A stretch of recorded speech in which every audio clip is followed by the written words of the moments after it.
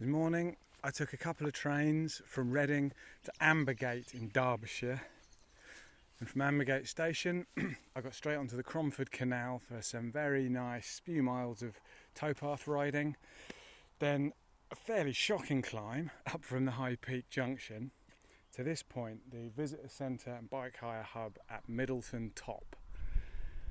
You can tell I'm on an adventure because I'm wearing the Tilly hat. That means I'm on an adventure.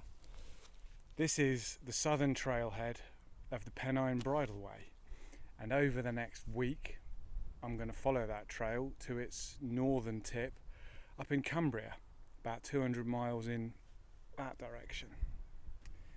Weather's looking good, legs are feeling okay. Let's get pedalling.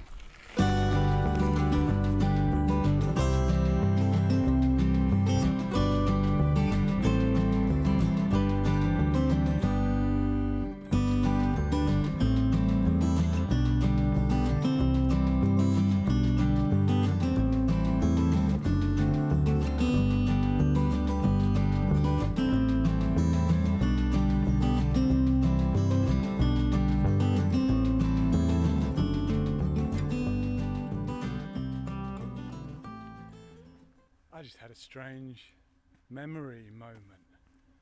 I was just coming down this little trail with the old hedge next to it.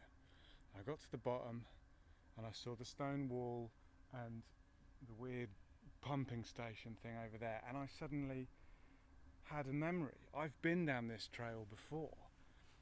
In 2010, the first multi-day bike ride that I ever did.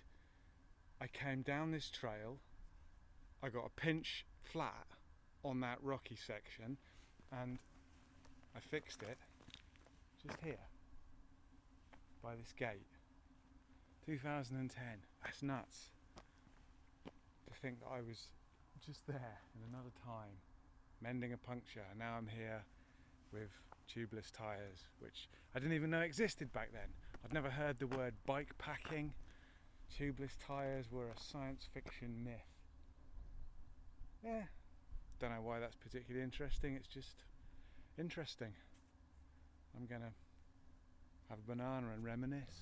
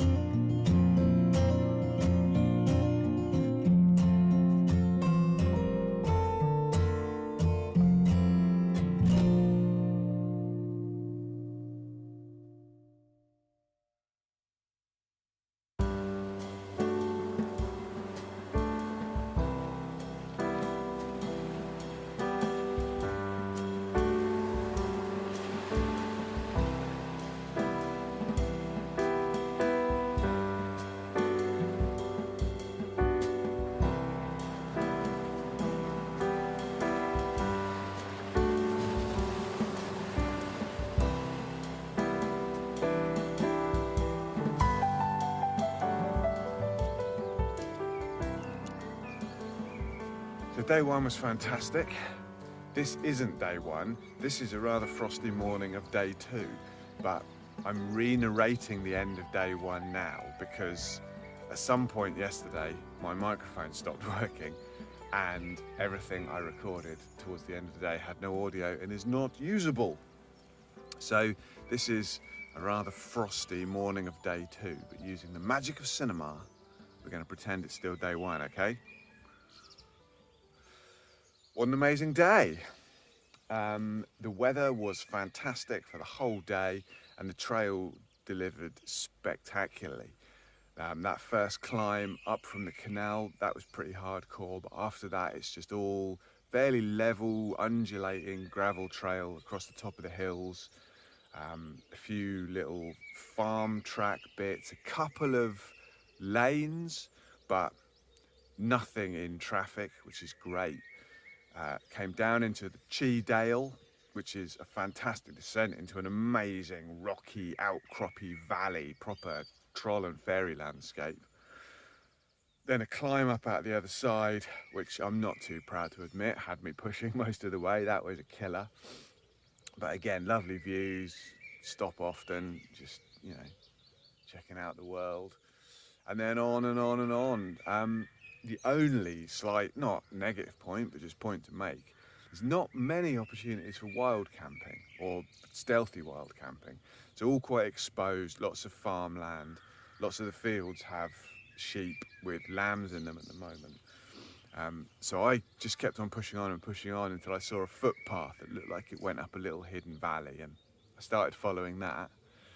It was really rocky, like an old dry stream bed or something. I was about to give up, but then this family walked past with their dogs, and the dad said, no, keep going, and it opens up in just 100 meters more or so. And so I followed his advice and I came up, and yeah, I found this fantastic spot here.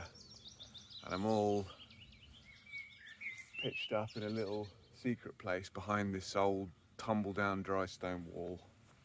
Had a very pleasant evening indeed. So that was day one.